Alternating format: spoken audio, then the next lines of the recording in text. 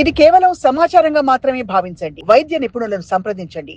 టిపికల్‌గా మీరు చెప్పిన ఈ అంటే ఎక్కడో చోట ట్యూమర్ ఉండి అది మాలిగ్నెంట్‌గా బ్రెయిన్‌కి కూడా రావడం అనేది, అది యంగ్‌స్టర్స్‌లో చూస్తున్నారా ఎక్కువ ఈ కేసెస్? లేక ఏజ్ ప్రొఫైల్ ఏమన్నా ఉందా? విమెన్‌లో చూస్తున్నారా? Yes ma'am. అంటే ఒకటి విమెన్‌లో వచ్చేటివి మళ్ళీ కొన్ని different kinds of tumours. Usually meningiomas అనే common tumours. They are benign tumours. ఫీమేల్స్‌లో కొంచెం ఎక్కువ వస్తది. అండ్ అది యూజువల్లీ 3 గ్రేడ్స్ ఉంటాయి అందులో. And more likely 95% they are తీసేసిన తర్వాత survival is very good in them. మళ్ళీ కానీ యంగ్ పేషెంట్స్‌లో మళ్ళీ చిల్డ్రన్‌లో వస్తే వేరే కైండ్స్ ఆఫ్ ట్యూమర్స్ ఉంటాయి కొంచెం జనరల్లీ.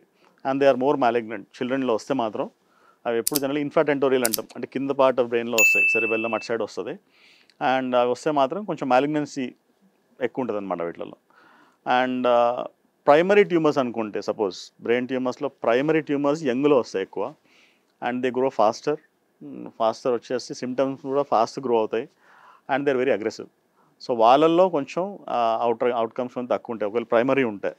అదే ఎల్డర్లీ పేషెంట్స్ ఉన్నారనుకోండి అబౌట్ 40-50+, దెన్ యూజువల్లీ అది ప్రైమరీ కాదు, సెకండరీ వచ్చి ఉంటుంది, ఎక్కడి నుంచో స్ప్రెడ్ అయ్యి వచ్చి ఉండదు అనుకోవాలి. ఇది ఒక జనరలైజ్డ్ చెప్పింది నేను ఇప్పుడు. అట్లానే అందరికీ రాదు అట్లా. They are exceptions in everything, but this is an overview of that part. So world brain tumour day సందర్భంగా సాక్షి ప్రేక్షకులకు ఏం చెప్తారు సార్ మీరు? లైక్ 2025 కాన్సెప్ట్ థీమ్ బట్టి I mean brain health for ఆల్లో as a part of that awareness, be aware of your health in general. And ఏమాత్రం మీకు తేడా అనిపిస్తుంది ఎప్పుడన్నా ఇట్లా హెడేక్స్ అనుకున్నట్టు, లేకపోతే మనకు సీజర్స్ అనుకున్న ఫిట్స్ లాంటివి ఏమైనా వస్తే, లేకపోతే ఏమన్నా మీకు కొత్త ఏమైనా బిహేవియరల్ మాడిఫికేషన్ చూస్తే మీ వాళ్ళల్లో మీ ఫ్రెండ్స్లో అట్లాంటివి, లేకపోతే వేగ్గా అనిపించినా ఏమాత్రం అనిపించినా నెగ్లెక్ట్ చేయకుండా కొంచెం ఒక కన్సల్టేషన్ డాక్టర్కి ఇస్తే maybe he'll help you out.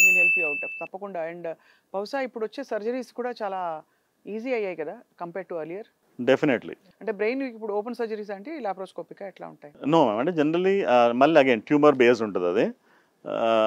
Generally క్రేనియోటమీ అంటే ఓపెన్ సర్జరీస్ చేస్తారు. ఈ మధ్యన ఎండోస్కోపీ కూడా చేస్తున్నాం, neuro endoscopic also, depending upon if it is deeply seeded, చేయలేకపోతున్నాం కొంచెం లోపల ఎక్కడో ఉంది, అట్లాంటప్పుడు then neuro endoscopic removal also can be done. Just through hole also we can go in and do it. దీని తర్వాత మళ్ళీ ట్యూమర్ని బట్టి గ్రేడ్ని బట్టి వేరే ట్రీట్మెంట్స్ కూడా ఉంటాయి, అంటే not just surgery. Apart from that if it is high grade then radiation కానివ్వండి, లేకపోతే కీమోథెరపీ, బ్రాకీథెరపీ అని, ఇమ్యూనోథెరపీ అని కొత్త వచ్చాయి అన్నమాట, లేజర్ అబ్లేషన్ అని. Yeah, so these are all newer techniques which are దాన్ని కరిగించడానికి. సైజ్ చిన్న ఉందనుకోండి, so suppose size is less than 30 cm volume cube, అట్లాంటప్పుడు సర్జరీ లేకుండా కూడా మీరు you can go head with radiosurgery, SRS అంటాం దాన్ని, స్టీరియోటాక్టిక్ రేడియో సర్జరీ అంటాం. That also is available. అందుకే detection early is very important. ఇప్పుడు ఒక కామన్ పీపుల్స్ క్వశ్చన్స్ 2-3 అండి. హెడేక్ వచ్చినప్పుడు మామూలుగా మనం చేత్తో కొన్ని స్పెసిఫిక్ పాయింట్స్ ఇలా ముట్టుకున్నప్పుడు నొప్పి పెడుతుందంటే దానికి ఏమైనా అర్థం ఉందా, or it's just? Not necessarily ma'am.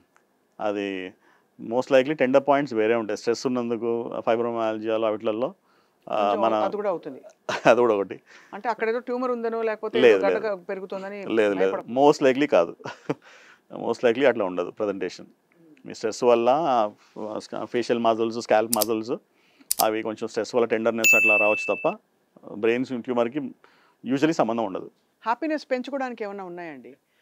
మనకి చాలా చిన్నది ఉంటుందని చెప్పారు, అది ఒక హ్యాపీనెస్ ని అమిగ్డాలా న్యూక్లియస్, మీకు బాగా తెలుసు. అమిగ్డాలా హైజాక్ అయితే హ్యాపీనెస్ అవుతుంది. యా, అదే అంటే మీకు this is a process and it's a process to keep your brain. You have to keep that in constantly ఒక మెకానిజంలో పెట్టాలి బ్రెయిన్ని. Like morning go for a walk, like that is a process. Meditation at least half an hour, that is a process. సాయంత్రం at least go, మీరు ఇష్టం వచ్చింది చేయండి, that gives you happiness. So that ఇవన్నీ మీరు చేసుకుంటా పోతా అంటే then obviously brain will be happy and it keeps other things also in check.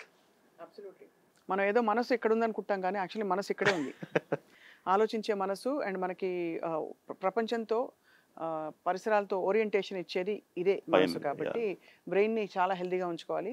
Thank you very much doctor Brahma గారు for your valuable information. Brain tumour day సందర్భంగా చాలామంది alert అవుతారు. తప్పకుండా డోంట్ టేక్ ఇట్ ఈజీ, మన దాకా రాదని మాత్రం అనుకోవద్దు. ఎగ్జాక్ట్లీ, ఏదైనా సరే రూల్ అవుట్ చేయడమే better. Right, thank you so much sir. నమస్కారం.